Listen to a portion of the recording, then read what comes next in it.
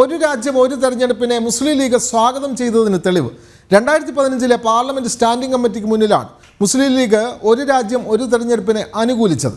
സമയവും അധ്വാനവും ഉൾപ്പെടെ ലാഭിക്കാൻ കഴിയും എന്നതായിരുന്നു ലീഗിൻ്റെ അന്നത്തെ നിലപാട്. സഭയുടെ മേശപ്പുറത്ത് വെച്ച റിപ്പോർട്ടിൻ്റെ പകർപ്പ് ജനം ടിവിക്ക്. ജനം ബിഗ് ബ്രേക്കിംഗ് വിവരങ്ങളുമായി ശിവദാസ് കന്മനം ചേരുന്നു. ശിവദാസ്, നമ്മൾക്കറിയാം ഒരു രാജ്യം ഒരു തെരഞ്ഞെടുപ്പ്, ആ ഘട്ടത്തിലേക്ക് നമ്മുടെ രാജ്യം കടക്കുന്നു. ഈ ഒരു ആശയം മുന്നോട്ട് വെച്ചത് തന്നെ പ്രധാനമന്ത്രി നരേന്ദ്രമോദിയാണ്. പക്ഷേ 2015 ഇന്ന് ഈ തെരഞ്ഞെടുപ്പിനെ എതിർക്കുന്ന മുസ്ലിം ലീഗ് 2015 അതിനെ അനുകൂലിച്ചതിൻ്റെ നിർണായക രേഖകളാണല്ലോ നമുക്ക് ലഭിക്കുന്നത്. കൂടുതൽ വിവരങ്ങൾ ശിവദാസ്.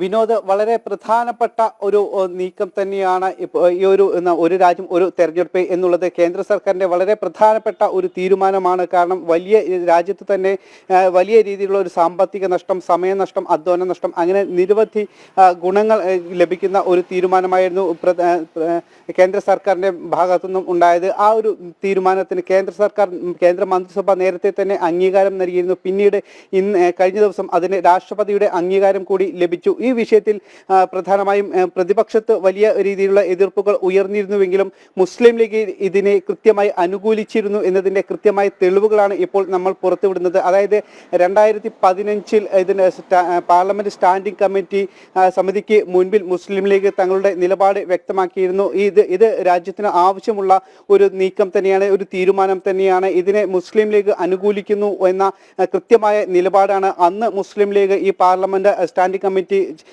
സമിതിക്ക് മുൻപിൽ അവതരിപ്പിച്ചിരുന്നത്. അതിൻ്റെ നിർണായകമായ രേഖകളാണ് ജനം ടി വി ഇപ്പോൾ പുറത്തുവിടുന്നത്. ഈ ഒരു തീരുമാനം നിലവിൽ വന്നാൽ, അത് നടപ്പാക്കി കഴിഞ്ഞാൽ അത് രാജ്യത്ത് ഒരുപാട് സാമ്പത്തിക നഷ്ടം ലാഭിക്കും. അതോടൊപ്പം തന്നെ സമയലാഭം, അധ്വാന ലാഭം എല്ലാം തന്നെ ഉണ്ടാകും. അതുകൊണ്ട് തന്നെ ഇത് നടപ്പാക്കണം എന്ന നിലപാടായിരുന്നു മുസ്ലിം ലീഗിന് ഉണ്ടായിരുന്നത്. അതിൻ്റെ കൃത്യമായ രേഖകളാണ് ഇപ്പോൾ നമ്മൾ പുറത്തുവിടുന്ന ഈ രേഖകളിൽ ഉള്ളത്.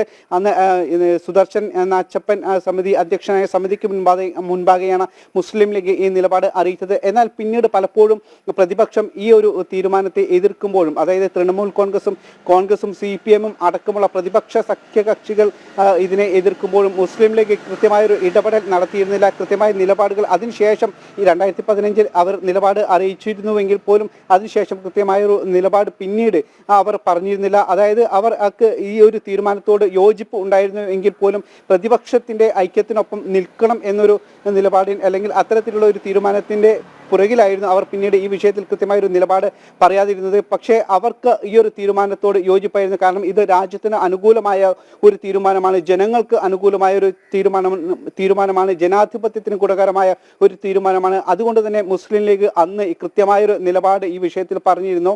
2015 കഴിഞ്ഞ ദിവസം ഈ ഒരു രാഷ്ട്രപതി ഈ ഒരു ബില്ലിന് അംഗീകാരം നൽകിയ ഉടൻ തന്നെ നമ്മൾ മുസ്ലിം ലീഗ് നേതാക്കളുമായി പ്രതികരണം തേടിയിരുന്നു. പാണക്കാട് സംസ്ഥാന പ്രസിഡന്റ് സാണക്കാടി സാദിഖ് അലി ശിഹാബ് തങ്ങൾ, അതോടൊപ്പം ദേശീയ ജനറൽ സെക്രട്ടറി PK കുഞ്ഞാലിക്കുട്ടി അടക്കമുള്ളവരിൽ നിന്നും പ്രതികരണം തേടിയിരുന്നു.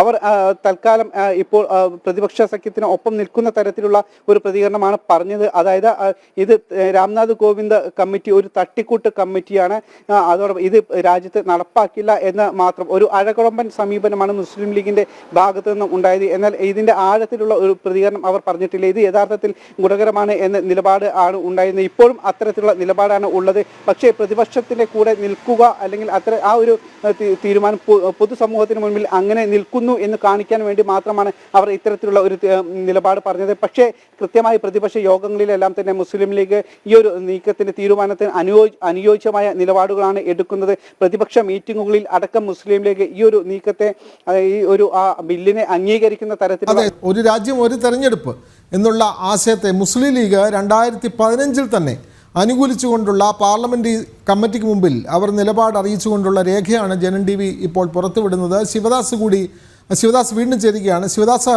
മുസ്ലിം ലീഗ് ഇക്കാര്യത്തിൽ ഒരു രാജ്യം ഒരു തെരഞ്ഞെടുപ്പ് എന്നതിനെ അനുകൂലിച്ച് അങ്ങനെ വളരെ പെട്ടെന്നൊന്നും, അല്ലെങ്കിൽ രേഖാമൂലം അത്തരത്തിലൊരു സമീപനം സ്വീകരിക്കുമ്പോൾ മുസ്ലിം ലീഗ് ഔദ്യോഗികമായി തന്നെ കൈക്കൊണ്ട ഒരു സമീപനമായിരിക്കുമല്ലോ അത്. പക്ഷേ അതിൽ നിന്നും വിഭിന്നമായി ഇപ്പോഴത്തെ നേതാക്കൾക്ക് എങ്ങനെ അത് പറയാൻ കഴിയും? അല്ലെങ്കിൽ അന്ന് പാർലമെന്റ് സമിതിക്ക് മുമ്പിൽ ഇത്തരമൊരു നിലപാട് അറിയിച്ചതിനെ പറ്റി അവരെന്തെങ്കിലും ഒരു വിശദീകരണം നൽകുന്നുണ്ടോ? അല്ലെങ്കിൽ അത്തരം വിശദീകരണം നമ്മൾ തേടാൻ ശ്രമിക്കുന്നുണ്ടോ ശിവദാസ്?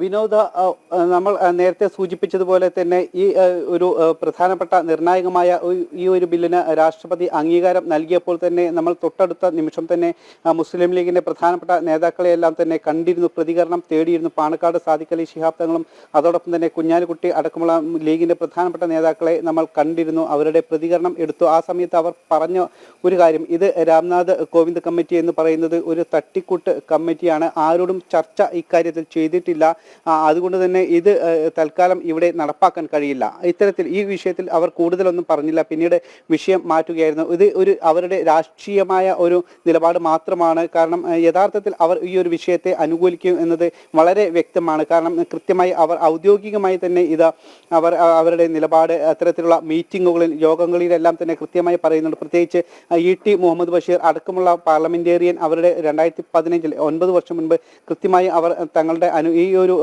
രാജ്യം ഒരു തെരഞ്ഞെടുപ്പ് എന്ന നിലപാടിൽ കൃത്യമായ വിവരം അവർ നേരത്തെ തന്നെ നൽകിയിട്ടുണ്ട്. ഇതിന് അനുകൂലമായ തീരുമാനങ്ങൾ അവരുടെ നിലപാട് അവർ നേരത്തെ അറിയിച്ചിരുന്നു. പിന്നീട് പലപ്പോഴും ഇതുമായി ബന്ധപ്പെട്ട ഇന്ത്യ സഖ്യത്തിൽ, അത് പ്രതിപക്ഷ സഖ്യങ്ങൾ യോഗം ചേരുമ്പോൾ അവർ ആ യോഗത്തിൽ ഈ ഒരു നീക്കത്തെ അനുകൂലിച്ചു. ആ യോഗത്തിൽ ഉള്ള അവരുടെ തീരുമാനത്തെ എതിർത്തു. അതായത് പ്രതിപക്ഷ സഖ്യത്തിൽ പലരും ഈ ഒരു തീരുമാനത്തോട് വിയോജിപ്പാണ് അറിയിച്ചിരുന്നത്.